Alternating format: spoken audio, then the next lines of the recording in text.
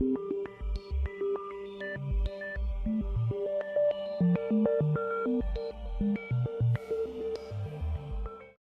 to Northwest Tech Show. I'm Dave Duncan, and this is a show where we talk about technology and how a better understanding of it can help you have better outcomes at home, at work, and in your civic engagements. We're going to kick things off, as we like to do, with a Creative Commons clip from the good folks at Twit TV. This is Twit. So as I said at the top of the show, I was originally going to title this week's podcast Newly Vulnerable, and I was going to place the lamp phone under This Week in Wacky Surveillance Technology category.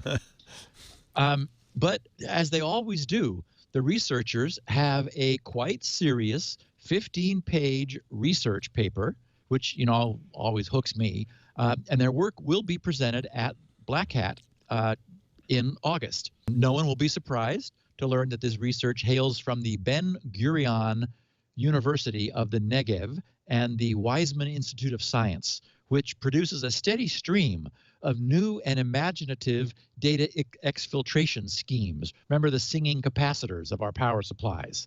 That was from those guys, too. And what makes their work stand out is that they always wrestle every wacko scheme to the ground, applying solid science and physics to the challenge.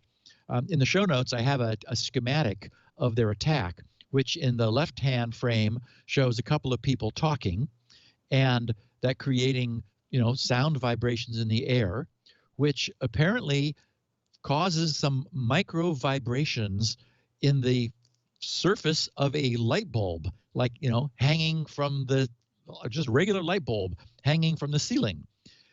Then in their experiment, up to, I think it was 27 yards, maybe it was more than that. We'll get to it in a second. I mean, at some good distance away, they were able to use a telescope looking at the light bulb and a photodiode-based sensor to detect the micro vibrations that the light bulb was subjected to just from regular conversation in the room. This really does, it turns out, represent an advance in the state-of-the-art of eavesdropping attacks, thanks to the back-end computational transform that's needed to convert a light bulb's highly nonlinear frequency response into reconstructed speech. If you think about a tuning fork, as we all know, you thwack it and it vibrates at its natural resonance frequency. So, in terms of speech, it's an extremely sharp bandpass, a very narrow bandpass filter, and a light bulb is not much better. So, think about like a wine glass. You can ting the side, right? And if it's crystal, it'll vibrate again at its natural resonance frequency. So rather than directly obtaining the speech waveform, what you get is more of a speech frequency modulated amplitude modulation. So they had to do some work in order to extract speech. So anyway, they explained this. They said, introduction, eavesdropping, the act of secretly or stealthily listening to a target or victim without his or her consent by analyzing the side effects of sound waves on nearby objects and devices, motion sensors, for example, is considered a great threat to privacy. Is that in the past 5 years, various studies have demonstrated novel side-channel attacks that can be applied to eavesdrop via compromised devices planted in physical proximity of a target or victim. In these studies, data from devices that are not intended to serve as microphones, for example, motion sensors, speakers, vibration devices, and magnetic hard drives, are used by attackers to recover sound. Sound eavesdropping, based on the methods suggested in the above-mentioned studies, is very hard to detect because applications and programs that implement such methods do not require any risky permissions, such as obtaining data from a video camera or a microphone. As a result, such applications do not raise any suspicion from the user or operating system regarding their real use, eavesdropping. However, such methods require the eavesdropper to compromise a device located in proximity to the target victim in order to obtain data that can be used to recover sound and exfiltrate the raw process data. They said to prevent eavesdroppers from implementing any of the above-mentioned methods which rely on compromised devices, organizations deploy various mechanisms to secure their networks. For example, air-gapping the networks, prohibiting the use of vulnerable devices in sensitive areas, using firewalls and intrusion detection systems to prevent exfiltration. As a result, eavesdroppers typically utilize three well-known methods that don't rely on a compromised device. The first method exploits radio signals sent from a victim's room to recover sound. This is done using a network interface card that captures Wi-Fi packets sent from a Wi-Fi router placed in physical proximity of a target or victim. While routers exist in most organizations today, the primary disadvantages of these methods is that they cannot be used to recover speech, or they rely on a previously collected dictionary to achieve their goal. In other words, it only works from previously known words. And we talked about this sort of something related a long time ago, how reflected Wi-Fi signals could be used to detect a person's emotion or movements within a room.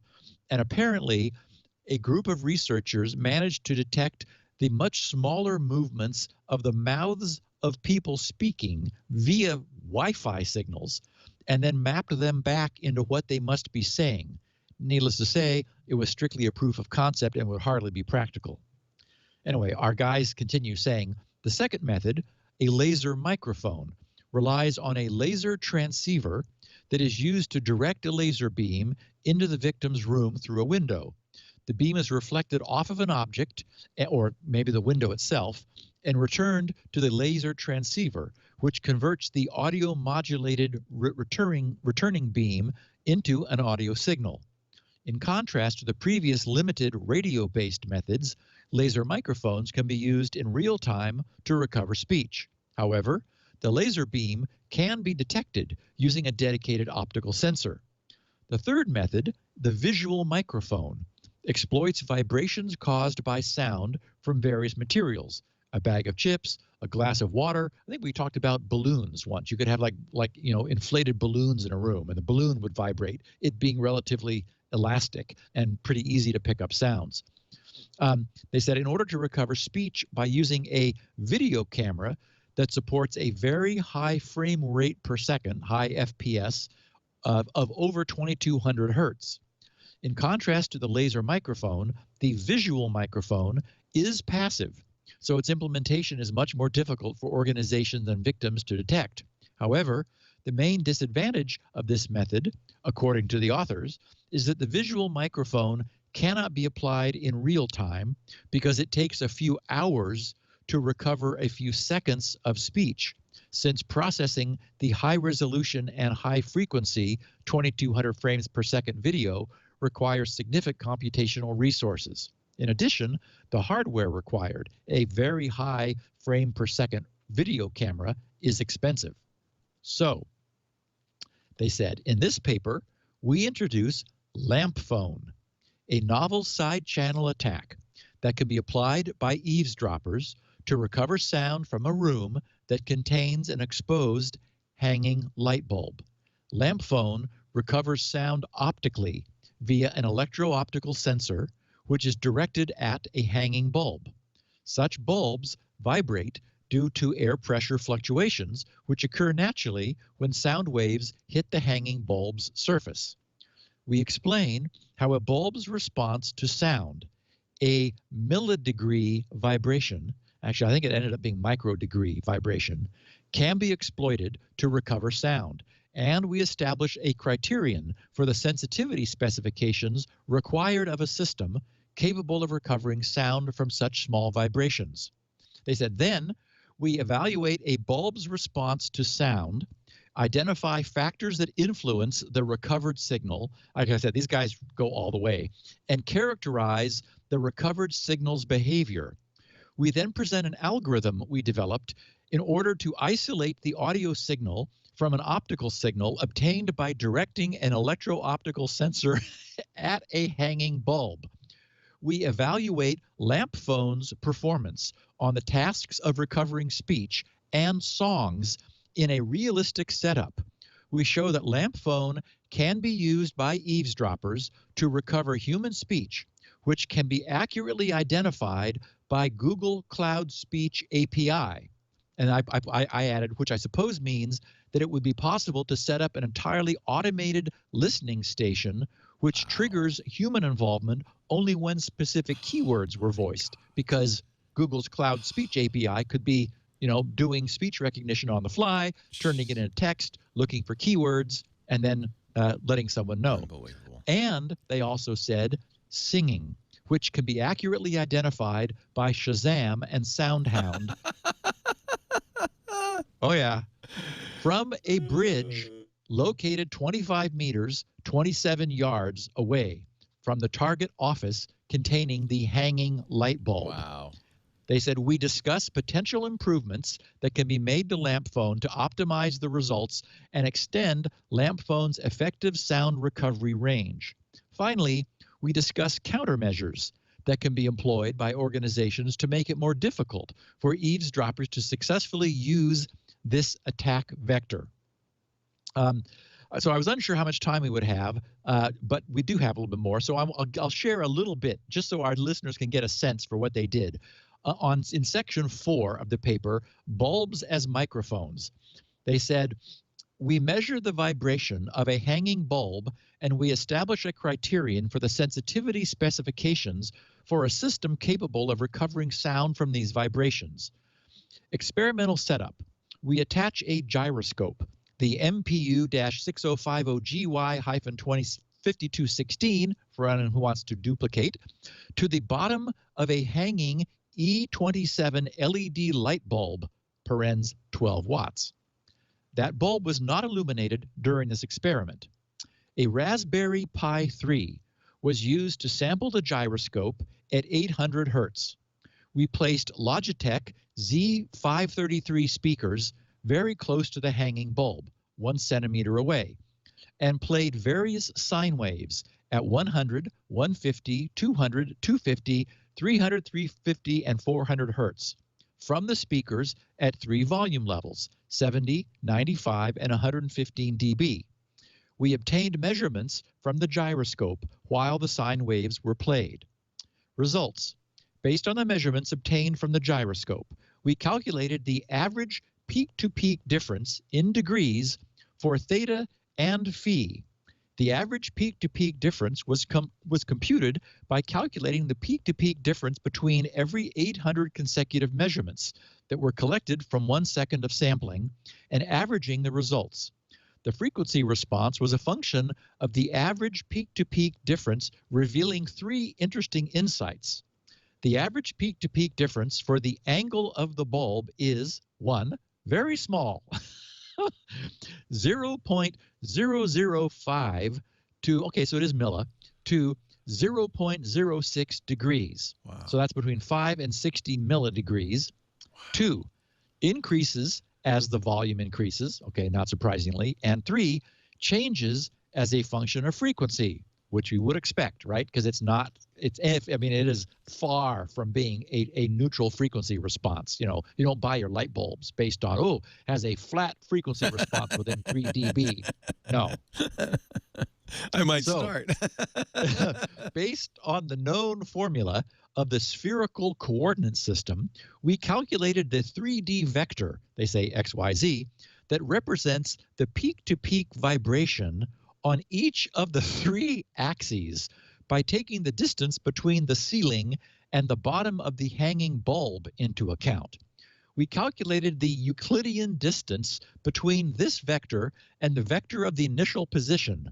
The results show that sound affected the hanging bulb, causing it to vibrate in 300 to 950 microns between the range of 100 and 400 hertz. Then, under capturing the optical changes, we now explain how attackers can determine sensitivity of the equipment, an electro-optical sensor, a telescope, and an A to D converter, needed to recover sound based on a bulb's vibration. We've established the criterion for recovering sound. The attacker's system, consisting of an electro-optical sensor, a telescope, and an analog-to-digital converter, must be sensitive enough to capture the small optical differences that are the result of a hanging bulb that moves in 300 to 950 microns. In order to demonstrate how eavesdroppers can determine the sensitivity of the equipment they will need to satisfy the above criterion, we conduct another experiment. Experimental setup. We directed a telescope at a hanging 12-watt E27 LED bulb. And I have, as I said, I have a diagram at the top of the show notes. We mounted an electro-optical sensor, the Thor Labs PDA 100A2, which is an amplified switchable gain light sensor that consists of a photodiode, which you need for frequency response. A phototransistor is not fast enough, says he who did the light pen for the Apple II, used to convert light to electrical voltage to the telescope. The voltage was obtained from the electro-optical sensor using a 16-bit A to D converter, the NI 9223 card, and was processed in LabVIEW script that they wrote, or that we wrote, they said. The internal gain of the electro-optical sensor was set at 50 dB. We placed the telescope at various distances, 100, 200, 300, 420, 670, 830, and 950 centimeters from the hanging bulb, and measured the voltage that was obtained from the electro-optical sensor at each distance. The results of this experiment were used to compute the linear equation between each two consecutive points. Based on the linear equations, we calculated the expected voltage at 300 microns and 950 microns of bulb displacement. From this data, we can determine which frequencies can be recovered from the obtained optical measurements. A 16-bit A to D with an input range of from minus 10 to positive 10 volts. For example, the NI 9223 card used in our experiments provides a sensitivity of 300 microvolts provided by our 16-bit A to D converter, which is sufficient for recovering the entire spectrum from 100 to 400 hertz in the 200 to 300 centimeter distance range. Because the smallest vibration of the bulb, 300 microns, from this range is expected to yield a difference of 300 microvolts. However, this setup cannot be used to recover the entire spectrum in the 670 to 830 centimeter range, so an A to D converter that provides a higher sensitivity is required. And anyway, they go on like that, and you get the sense. It is now possible. They ended up verifying after they'd calibrated everything and figured out what equipment they needed. They did do the 27-yard experiment with a light bulb and people talking in the room. It is now the case that anybody talking in a room which is visible to the outside can be overheard if there's something in the room that is vibrating, because we now have the technology to look at it and recover the speech in the room from that. So congrats to the guys at the Ben Gurion University and the Weizmann Institute of Science. And I wonder who else might be reading their paper with interest. Come on, Steve. The NSA's had this for years. You know that. Yeah, that's true. That's true. This is not news for them. I mean, you could even speculate this would be possible. So I'm sure they thought of this way back when. It's cool, though. It's cool research and not surprising at all. Yeah. I'm sure plate glass windows vibrate. It's just a question of whether you can measure such a small vibration, you know. And well, in fact, we know that a laser interferometer will do that. Sure. So you can bounce a laser, but then you're going to see a red spot on the window. Right. And so what's cool about this is that they wanted to take a totally passive approach. Nothing in the room, no listening devices, just find something that's vibrating. And my goodness, think about it. Everything vibrates. Yes, exactly. Right. So, I mean, and a light bulb is relatively rigid, so it's going to be, it's going to be resistant to vibration compared to like a leaf on a plant, a plant in a flower pot or something. Yeah. So they tackled the tough one. And you're listening to Northwest Tech Show on KMUZ. That was a Creative Commons clip from the good folks at twit.tv. That was Security Now 771 lamp phone bug. All right, so this opens pretty big kettle of fish. This general category is called side channel attacks. And it's really about taking things that are non-intuitive to, the unenlightened, and really thinking about what they mean in terms of leaking information. So I would just say, as an example, I had a list of things here. So first, to kind of give you a blurb of side channel attacks from Wikipedia. This is, they say, timing information, power consumption, electromagnetic leaks, or even sound can provide an extra source of information which can be exploited. So, and they talked a little bit there about laser reflection, even just weird things like, I really loved the story of theremin, the musical instrument. It was named after a scientist, and he was also a little bit of a spy.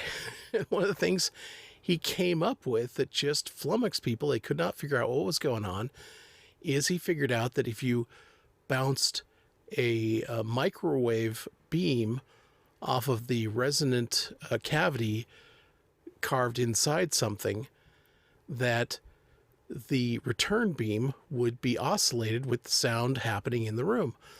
So you could do bug detection all day long and you would never find this stuff because it had zero electronic components at the target location. I think in that case there was like some kind of equivalent of Boy Scouts that gave the American ambassador something to hang in his office, and it had this microwave channel carved out inside it. So you got that. Just accidental things. There's even been like, here was this clay pot that was, carved in kind of shaped in kind of a mechanical process. It was spinning. There was a needle-like object upon it. I think you know where this is going. You could read that like a record player, very low fidelity record player, and reconstruct something of the sounds that were made hundreds or thousands of years ago, but when this pot was being made.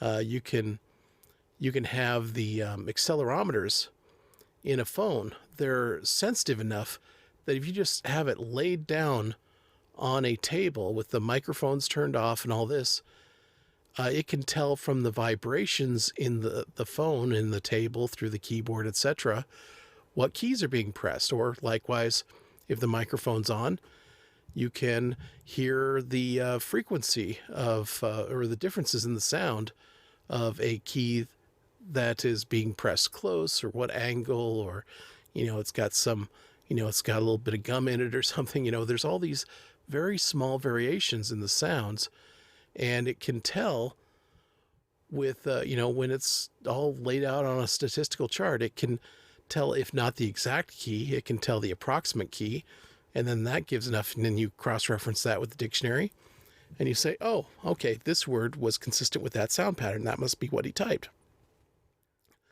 So just crazy stuff. In early encoding of computer processors, they discovered that there were things like, if this encryption process takes a different decision tree, path based on what the values are, it creates small variations in either the voltage of the processor is drawing and or the amount of time that a computation takes. So now they have to add in all these, they have to check and balance the computation paths and make sure that everything takes exactly the same amount of time and draws the same amount of power, no matter what path the decision tree of the program follows.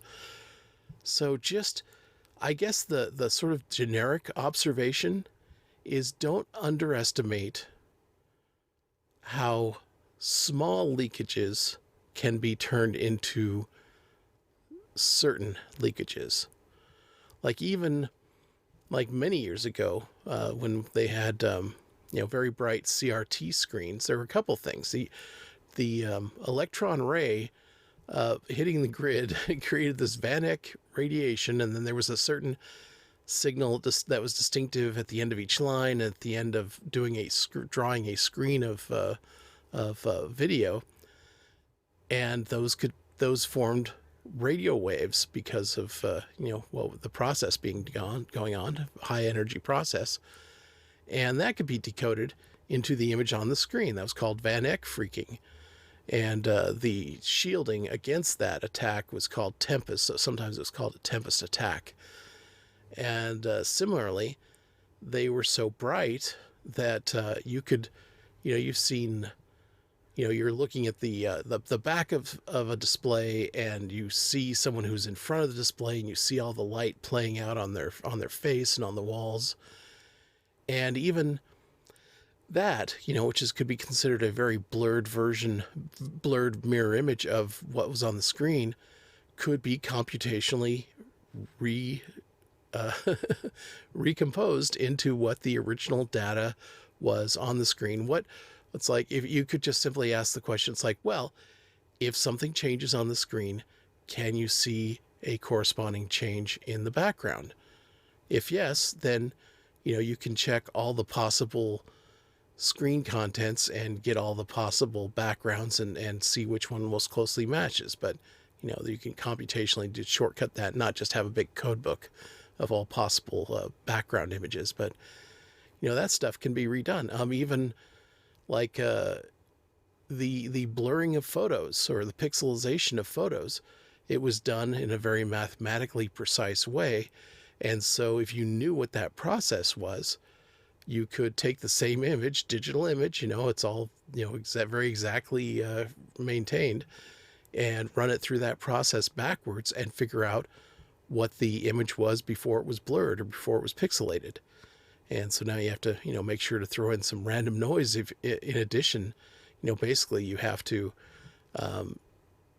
randomly screw up the image first before you deterministically throw a blur on it or something similar. And I was thinking even with the, what they call it, the deep fakes, you could actually, it might be more effective to simply map the face you're trying to obscure onto a generic face and just put the generic face in its place and then blur it. And then, if you reconstructed it, all you would get would be the generic face, not the real face. Just even yelling in a server room full of spinning hard drives being written or read from, that will create variations in the error rate of the drives, because they always have a certain amount of errors that are being thrown. So I should say that's not super common knowledge. So error correction, it works like this. You don't read every bit exactly every time when you're reading a hard drive, especially as the densities have just gone crazy. I mean, we used to have megabyte hard drives, and then we had gigabyte hard drives, then we had terabyte hard drives. So all those bits are crammed closer and closer together. So in sort of a similar process like what we've been talking about, except intentional, you say, well, okay, how much error can we expect? Maybe 1 or 2 bits per 8 bits is the maximum that we're going to lose. So what we're going to do is just we're going to add some error correcting bits that are kind of like a checksum on the other ones. So, if all the total of the bits is odd for the first set, it's going to do this, and if it's even, it's going to do that. And essentially you can reconstruct for any bit that's wrong. You can figure out from the check bits what it would have to be for the check bits to add up correctly. So at modern hard drives depend on this error correction. So the end result is, for certain, almost 99.9999999% of the time, that you've read the correct bit, mathematically, even though at the physical level you have a pretty high error rate. So it relies on this mathematical error correction to give accurate data off inaccurate media. So there's always errors occurring, and the computer is measuring the error rate. And if you get a high error rate, it usually means your hard drive is going bad, but it's always there at some level. So if someone goes into a server room and yells, the vibrations are sufficient to rattle the disks just enough to increase the error rate. So you get a very low resolution recording of someone yelling just by, it can be reconstructed from studying the data rate that happened when that yelling was happening. So that just kind of gives you an idea of just how obscure this stuff can be. So there's always something leaking from any place you are. Just, think about that, and you may say, okay, well, it's slight. But the scale isn't the problem because we have very sensitive sensors. So the thing to really think about is it deterministic? Is it always very tiny the same way for the same data? And like we were saying with the Van Eck phreaking, that answer is yes. It was a small thing, but it was generating it very precisely. Or, the error rates on hard drives, you can measure that very precisely. So those are things to be careful of. We need to, and that could even extend, if you think about it in a way, to the physical world. You can tell some things about how many cars are parked in a certain place. You could tell something about the flow of traffic and the speed of the traffic lights. These all are giving information. So it's just a matter of, is that information we want out there or not? And, stop those leaks where it's information we don't want to have, or introduce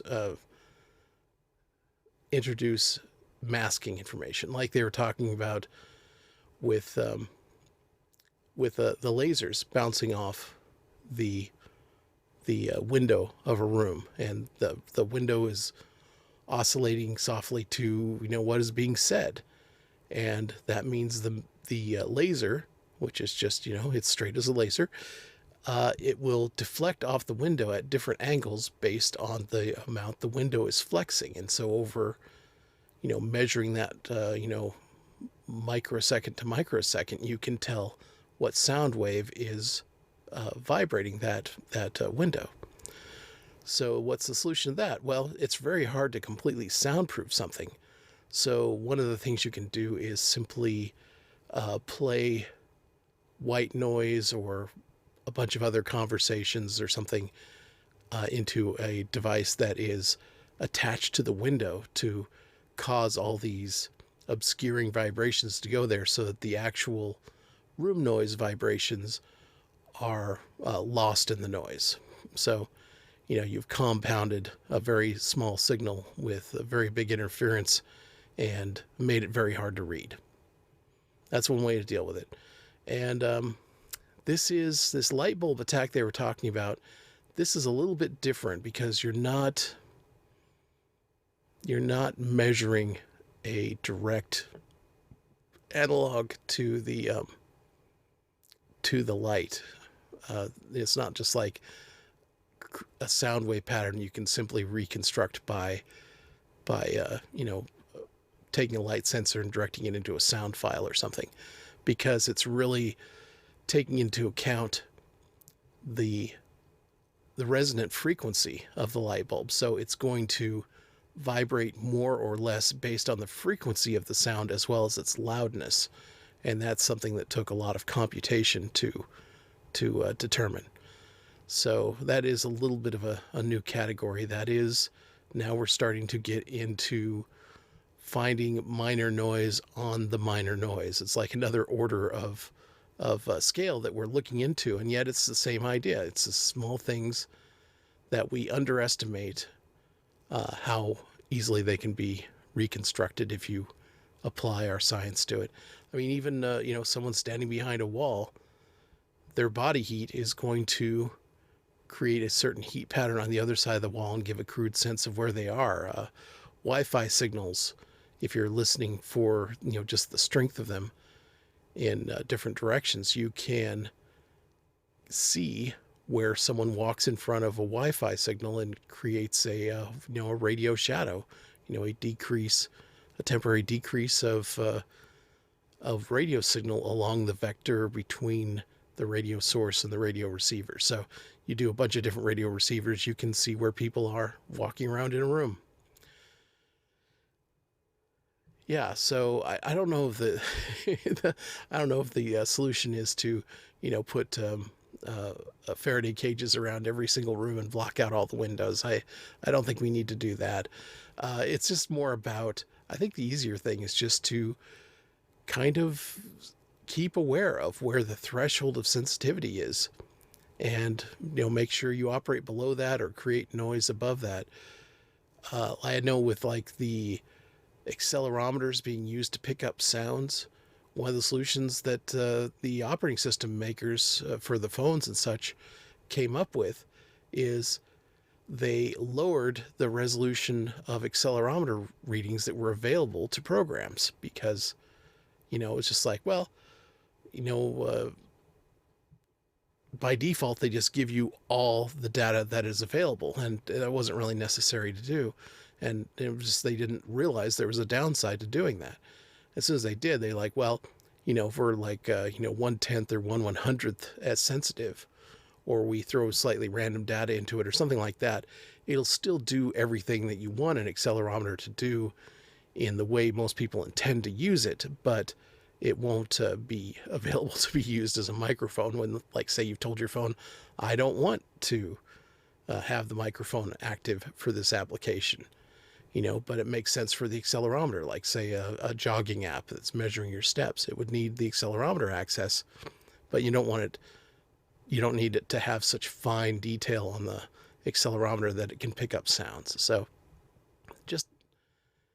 just a way of, once you're aware of these things, you can start to see them in your everyday life. So it's kind of worthwhile to look around and say, okay, what is my data vapor trail? It sort of links to how, so much about us can be reconstructed from, websites we visit, our credit card data, license plate readers, et cetera, et cetera, et cetera. So it's a good thing to be aware of. And when you're aware of it, then you can make some better decisions about what kind of data signals you create, things you can do to obscure them, and also just change the norms on what the acceptable uses for that data would be. All right, well, let's move on to another clip. Next up, let's look at we're going to look at Zoom again. It's something, the kind of the teleconferencing that everyone's gone to. And has kind of that network effect of, well, all my friends are using Zoom, so I'll use Zoom too. And that's kind of taken off. So this is a Creative Commons clip from the good folks at twit.tv. This is This Week in Tech 775 Zoom Issues. This is Twit. So Zoom. That's what Zoom it is an interesting story. I'm with you, Christina, because I remember when Zoom a year ago got a lot of heat because basically they were installing malware on Macintoshes. And I don't think they did it out of any malicious intent. They wanted to make it really easy to start a Zoom teleconference.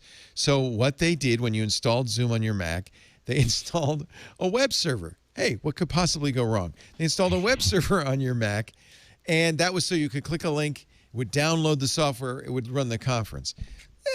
When you uninstalled Zoom, it left the web server running again, so that should you ever want to do another Zoom conference, you just click. It's amazing. I thought I uninstalled that. It's still there. It became a problem when hackers started to use it as a gateway into Macs. Zoom did nothing. Apple eventually, nothing. They ignored it. They said, yeah, fine. It's intentional. That's a side effect. Yeah. When the security researcher reported to them, they were like, no, this is intentional. This is what we want. Yeah, we wanted to do that. Apple actually had to ship a patch to the operating system to get rid of it. Eventually, Zoom capitulated. But that was a black mark for the company and made me suspect them as maybe not the best people. There were other issues. Along comes COVID. Everybody's conferencing. Suddenly, Zoom goes from 10 million active users in a month in December to 400 million. I think it's almost 600 million now. It's huge. The stock price goes through the roof. They've got tons of money. They hear people. They say, oh, you're worried about our security. We're sending data through China. That's not good. Okay, we're going to hire the best in the business. They went out, they hired Alex Stamos. They went out, they got Katie Mazouras' company. They went out and they bought Keybase. And they got the best cryptographers. and they brought them in all in. And Steve Gibson was impressed. These guys wrote a white paper. Steve said, "This is our security guy, security now. This is great. This is exactly the right thing. This is the way to do it." But then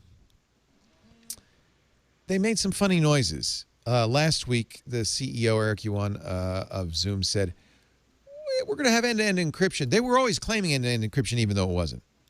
Mm-hmm. It was decrypted at the servers. We're going to have end-to-end encryption, but we won't have it for free users. They literally said we want law enforcement to be able to get into those conferences. Okay, but then they also said, and this was the thing, Steve got upset on Tuesday. He was reading this. They also said two conflicting things. They said, we'll have encryption for paid users, and then they said, but we'll have the keys, which means the whole thing about law enforcement can access the free accounts. Law enforcement can access all the accounts. They don't have end-to-end encryption, and they don't intend to put it in. They got paid for these wonderful people to write this white paper, and they're not going to do it. Is my Where I'm from, we call that talking out the side of your neck. Yeah.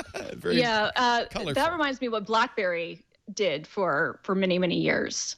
Is the BlackBerry would always talk about how great their encryption was on their devices, and really, on their BES and whatnot, on their BIS, and really they would just hand the keys over to law enforcement. They gave it to China. They gave it to Russia. Anybody who asked said, "Oh yeah, you want the server keys? No problem. Here you go."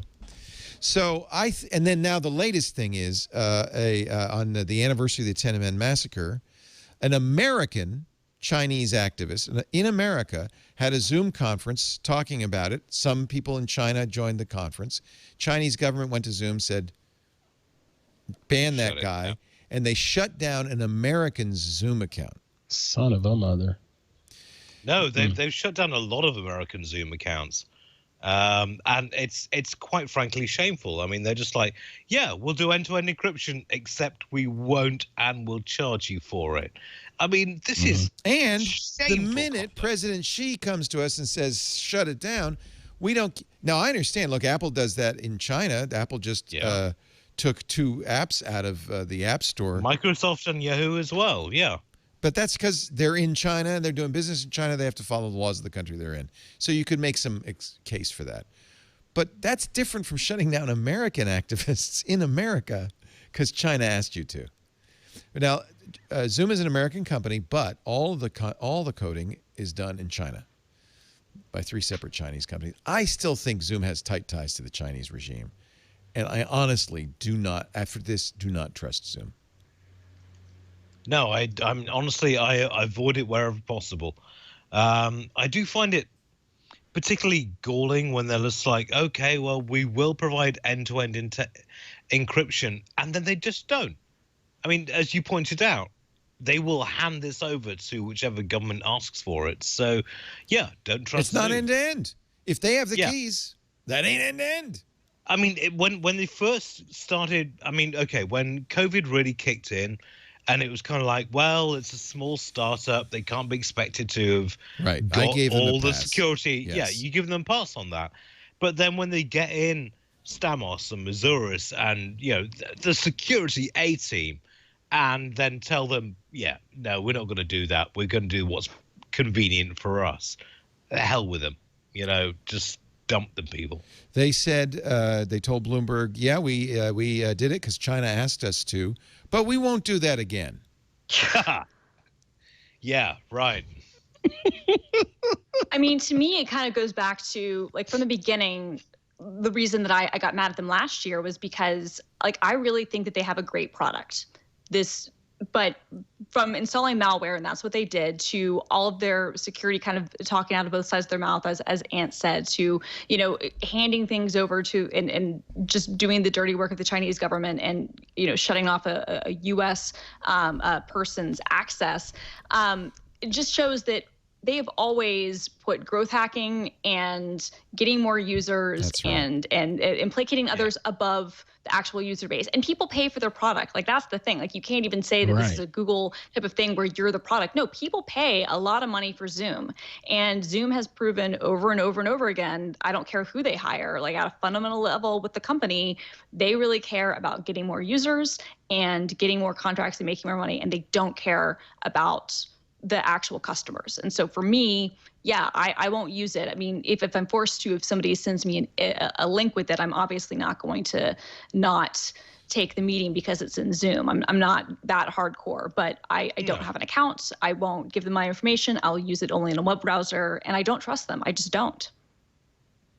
Yeah, when no, that I mean, Keybase acquisition, when the Keybase acquisition happened, Mr. Laporte was pretty pissed off about it. Yeah, you and I had just started connected on Keybase. Yeah, and I challenged you on being pissed off about it, but I see where you're coming from. You saw the history, and you wasn't feeling it, and this right here is just looking like yet another point of proving you right. You know. Well, I was sad because I used Keybase, but far more people use Zoom than Keybase. So the net was a good thing if the Keybase guys, who were some of the best crypto guys in the world, go to Zoom and add that crypto. Right. Then okay, the world's benefiting. I'm losing Keybase, and I found replacements for it, so it's not the end of the world. But it actually was the stimulus to create this server over here and a new website, so that I have my own controlled website, but and Git and all that stuff. But when I have to say, I've lost a little respect for Alex Stamos as well, who's defending this. Yeah. And he was the security guy at Facebook who left when he found out about Cambridge Analytica because they didn't tell him. He was the security guy before that at Yahoo, who left because Yahoo didn't tell him about the billion record breach. It seems like Stamos, I don't know why he has such a good reputation. He's obviously very smart, but it seems like he's leaving burning buildings quickly. And no, I mean, and I gotta wonder how the fire started under his watch, right? I was gonna say, was he striking the match? Yeah. No, I love Alex in a lot of ways because he's a good security guy, but he does have this uncanny knack of jumping out of the building just before it goes up in flames. Before it happens. Yeah. And it's like, and collecting the paychecks and signing the NDAs so he can't talk about it. So Alex got on Twitter and defended Zoom. But what he said was kind of interesting. He basically, if you go through all of these tweets defending him, he basically said, we designed a system for them, but we're not implementing it, so I wash my hands of it. Mm-hmm. Money, but you don't have to do it. Yeah, he doesn't have to do it. And then Zoom issued on June 4th a statement that I think causes real cause for concern. They said Zoom's AES encryption is turned on for all Zoom users, free and paid. Zoom does not proactively monitor meeting content. By the way, note that word proactively. Zoom does not proactively, in other words, we don't on our own, monitor meeting content. We do not share information with law enforcement except in circumstances like child sex abuse. Who could argue against that? Except, wait a minute.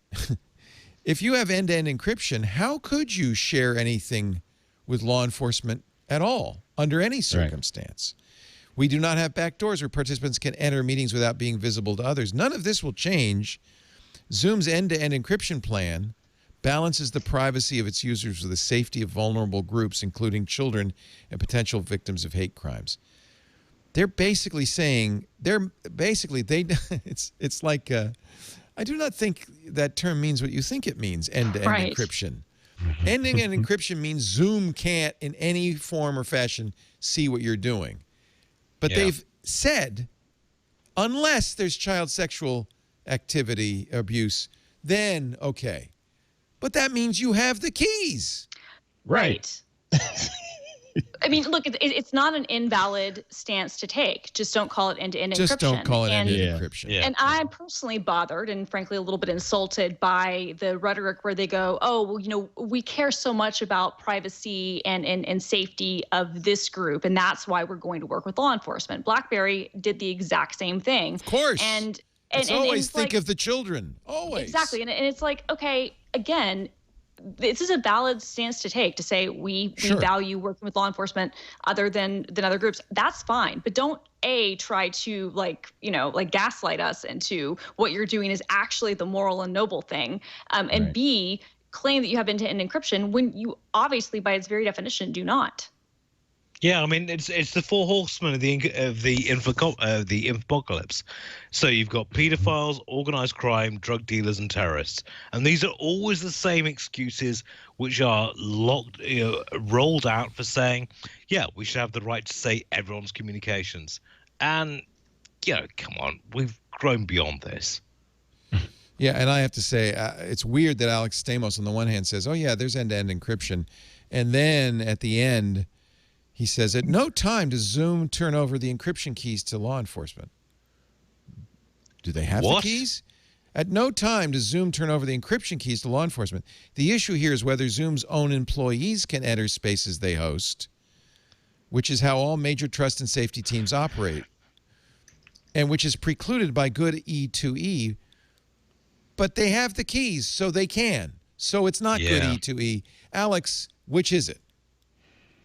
So I'm a little disheartened. I had higher opinion of Alex Stamos before this, and I have to say, look, everybody uses Zoom. I have to use Zoom. Unfortunately. We use it at work because all our clients use Zoom, and they want Zoom. Yeah, I can't convince them to use Jitsi. Sorry, but I can't. I tried. So we have to live with it, but understand it is not end-to-end encrypted in the way that it's traditionally understood. They have the keys. No, period. Not at all. Period. And then, I agree with you, Christina. Then just say it. That's a legitimate stance. We have to have the keys. It is not end-to-end encrypted because we have to protect you. Is there any, and by the way, Stamos says, well, nobody else is end-to-end either. Yeah, but they're not claiming that they are. They're not Because claiming that makes they it are. right. And you're listening to Northwest Tech Show on KMUZ. That was a Creative Commons clip from the good folks at twit.tv. That was This Week in Tech 775 Zoom Issues. So I'm thinking back to, I mean, I was down on Zoom, and then they brought in all the experts, as they said, and they had this great white paper, and I was feeling a little more optimistic about it. I was like, okay, given the huge amount of money they're getting now, when they went from like 10 million users to 600 million users, they got religion and fixed their stuff. And, well, kind of. They made all the right noises, and now they're going back to just making noises rather than doing security. So, trust broken, trust reestablished, trust broken again. I'm reminded of when I read about the management of, say, SoundCloud. I was like, okay, this is a tragedy because here's this amazing service, and it's going down because they're refusing to make the right moves. The problem is at the top. And so I thought, well, with that leadership, it's doomed. And then they changed leadership. It was like, oh, okay, I hadn't thought of that. I didn't know that was a possibility. So then they did great after that. So they have this great plan in effect for Zoom, and now they're going back to, yeah, but we're not going to follow it. We're going to be sleazy and, say things that aren't true, and we'll give you double speak instead of a straight answer. All the things that looked like we were past, a month ago, when we were being honest about some faults we had and honest about how we were going to change them. And I thought, oh, okay, they've put that bad behavior behind them. They're actually listening to what their experts have told them to do and what's restored their credibility. But the second their credibility was restored and they got some good press, it's like, okay, now we're back to doing whatever we feel like, and we'll just like wave our hands at it. So, I don't know what it's going to take I think they're big enough. They have strong enough network effect that, they're not going to go out of business. I don't know if anyone is going to be able to catch them in anything like the near term. Maybe it'll take, protesting outside of Zoom headquarters, and saying, hey, we want to be, this is what we're using for all our communications. We want to be able to have a private communication if there's no reason to suspect us of a crime. Just the same way we can in my house or out on the street. People don't just randomly set up surveillance bans on people in the street because that just to see if they're up to anything. You actually have to have evidence. And if you have evidence, then you can actually surveil the physical person, and you don't need to get into their encrypted communications. You just watch them while they're engaging in them, and you put a bug in the room, boom, you've got whatever it is they were saying on their encrypted channel. When they go to the companies that provide the technology and say, you pierce this security for us and do it in a way that's invisible, so no one can go get a lawyer and insist that you actually have a reason for bugging them, and all trust goes out the window. You start feeling like you're in the panopticon, that every conversation could be surveilled and taken out of context, and when they're telling you that they don't have that's end-to-end secure unless the police want in, and it's like, okay, well, it's not end-to-end secure if you can give access to the police. So are you redefining terms? What's your definition of end-to-end if it's not that you don't have the keys? So we'll see. I think they really need to be roasted hard. I mean, for right now, people are not going to stop using their products, but they can threaten them with regulation, I guess. Although right now in this environment, we have an attorney general who really is almost insisting that businesses, to the degree that he is able to, he's trying to push companies to have a backdoor for law enforcement, which means you've got a backdoor for every police officer or government official who cares to abuse that access, and any hacker who gets a hold of that technology that they're using to do backdoors. So that's why you don't want to have them. A hacker is not going to be able to go to every single household in the U.S. and listen in on their conversations. But if you give one person in the government the ability to do that, or any one, of a large set of people, then all a criminal has to do is find the weakest link in that group, and they have that same technology too. So this is why it's important to understand the implications of technology, so that when they give you doublespeak, you know what they're saying, and you can say, no, that's crazy talk. Tell me what's really going on, or change your behavior. And eventually, when facing informed people that do not accept the fluff that is thrown at them, they got to say something. I mean, they're people. They don't want everyone to hate them, unless they're, got a screw loose or something. So that is why it's good to understand this and push back and also figure your uses for this stuff. Tailor your use to what you want to achieve, and maybe look at alternatives like Jitsi. You can have your own server. It's free software. You can encrypt it. So, and with that, I think we've done it again. We spent an hour talking about technology and how a better understanding of it can lead to better outcomes at home, at work, and in your civic engagements. I hope you'll join me to continue this conversation next Wednesday and every Wednesday, noon to 1 o'clock, for Northwest Tech Show.